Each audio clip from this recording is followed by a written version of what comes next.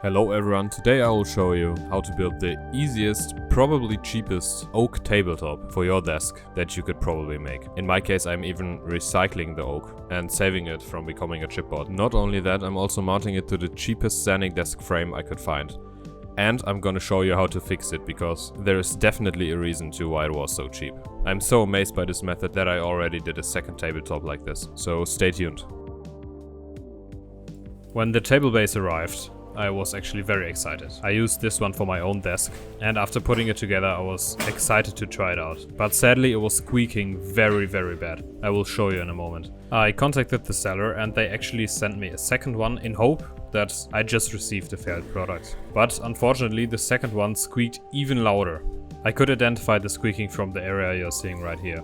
After basically bathing the whole thing in WD-40 and after unbolting one bolt at a time, in hope to find a way inside this little gearbox, I actually found a threaded insert that wasn't enclosed and I could see the thread pushing the table up and down through it. Obviously WD-40 isn't a permanent solution and my table is nearly half a year in use now and it started squeaking again. But I'll give you a little DIY trick for that. Go to your local pharmacy, ask for a syringe. If you don't want to be judged, make clear that you need it for technical purposes. I even walked over there in my working clothes just to underline it a little bit. Well, jokes aside, you also need some high performance graphite grease and I would recommend some gloves. Assembling everything took way longer than I expected, but now have a listen to the problem.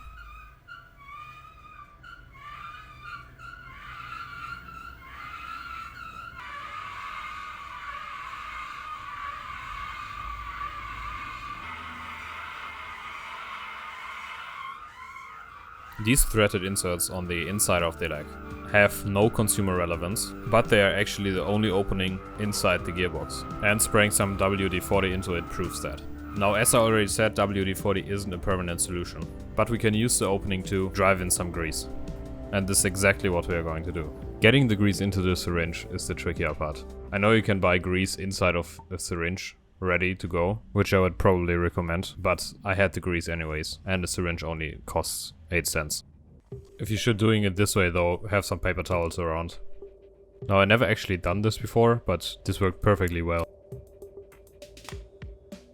Here's a little close-up of that exact insert that I meant, and even though the tip of the syringe didn't went fully in, it worked perfect either way.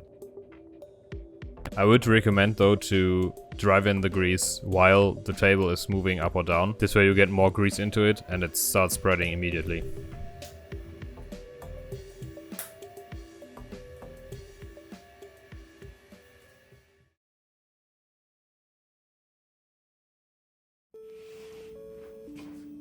This is the ground plate of the tabletop. I think I haven't mentioned it yet, but like many other things that I'm building currently, the tabletop will actually be wooden flooring.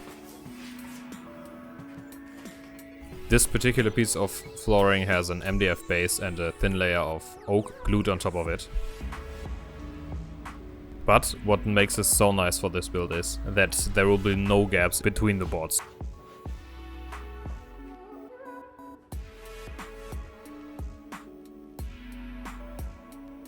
If you have seen a few videos of mine already, you might recognize that I'm not in my workshop.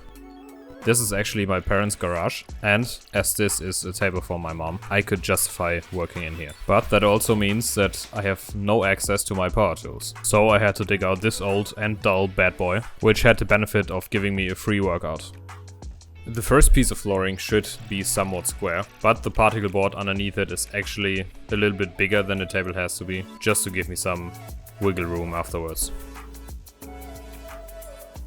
I mentioned in the intro that I already made a second table this way, and from the first one you're seeing right here, I learned a lot. As you can see, I screwed down the little piece of flooring in the corner. I thought this might be the best way to keep everything in place while tapping in the other boards step by step, but I actually didn't do this for the second table. I just held it down with clamps and it worked perfectly fine.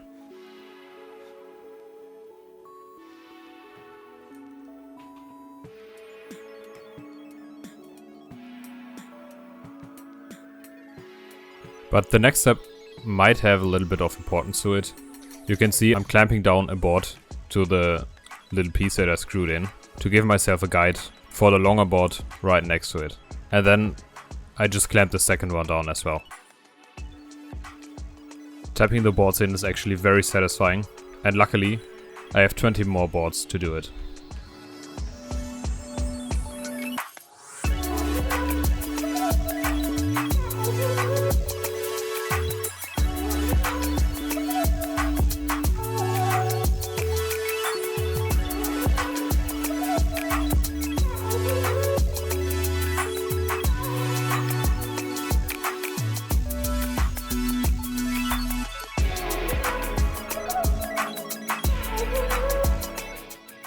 This actually made so much fun. And it's so satisfying I had to get a close-up shot of it.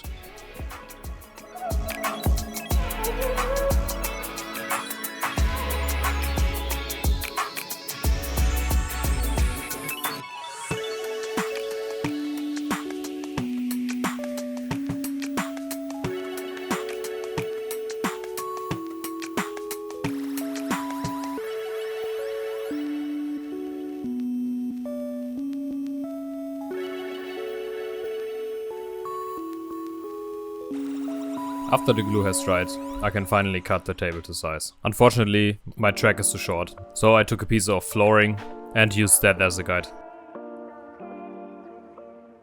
Having a track saw makes these kind of jobs usually way easier, and I think this was the best investment I made so far. But with this table having a length of almost 2 meters, I had to do it the old way. Which works also perfectly fine, but it just includes a lot of measuring, and it's just another possibility to make mistakes. And from my experience in woodworking now, I think I can safely say that buying stuff that lowers the possibility to make a mistake is probably worth it. The track saw is the perfect example for that. You just align the track with where you want to cut, and that's it. But I think another good example might be the speed square, or any square in general. Because not only you need to measure half the amount that you usually would have to if you want to make a square line, it's also a lot faster. I would say at least twice as fast. But I actually kind of want to test it out for real. Hello and welcome to the first ever square line showdown. Today we're gonna see which method's gonna be the fastest. Good start with the tape measure. Quick and easy line. The square comes in handy for a clutch. Perfect line. And here we go with round 2. Remember, time to beat is 9.03 seconds. Nice little trick with marking on both sides of the tape measure, but the first line is not really square. Big mistake made. But that also means we have a clear winner, with the square being clearly on top.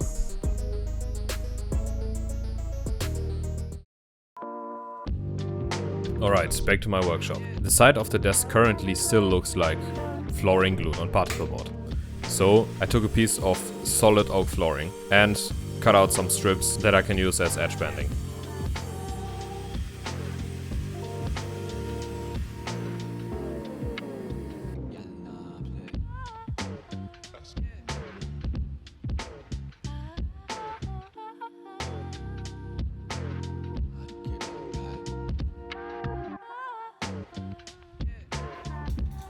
To make my life easier doing glue up, I clamped down a little piece on top of the desk. That helps me guide the strips without stress. I only cut out 3 strips, but out of 1 I can actually make 2 of the shorter sides. I don't have clamps that are long enough for the desk, so what I like to use are ratchet straps. That works perfectly fine. They just tend to destroy the corner a little bit, but I plan to round them over anyway, so that's totally fine.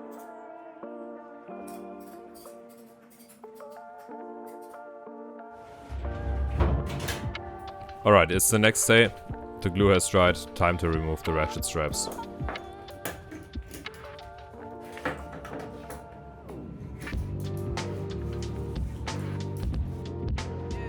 I like to remove these overhangs with a pull saw, just because it's quick and easy to do, but you can also set up your circular saw again and cut that down this way. For the other 2 edges I can actually use my pipe clamps again, which is really nice because these clamps are just a little bit easier to handle than ratchet straps.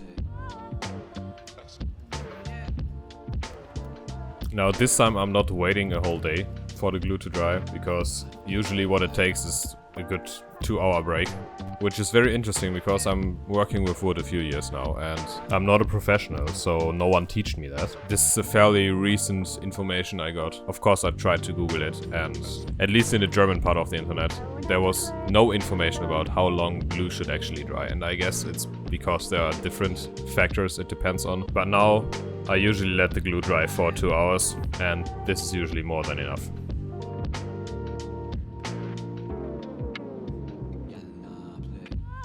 Now it finally starts to look like a really nice desk.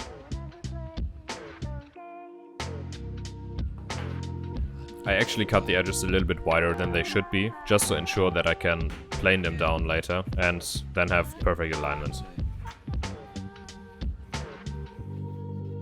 I used my hand plane here, but on the second table I've built, I used the router bit with a ball bearing because it's just way easier and quicker. But it's also less fun than using a hand plane.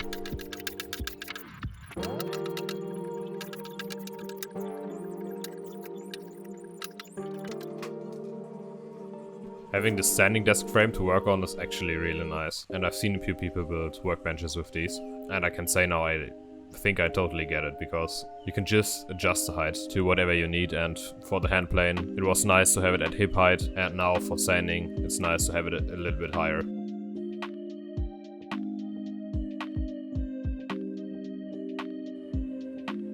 A little trick that some of you probably already know is to save some of the sanding dust to fill some cracks later on.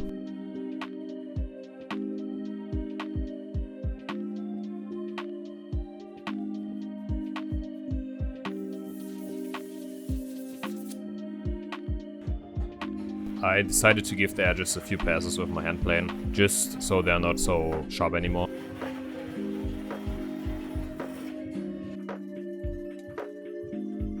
Now I wanted to try out something new. I've seen a few people use these pads on their sander to polish in the finish, but I don't know if mine's just not capable for that, but it was just a mess. So I had to do it by hand again. But now it's finally done. I think it turned out really nice, and for me at least it was the easiest way to make a tabletop this big without spending a lot of money for wood.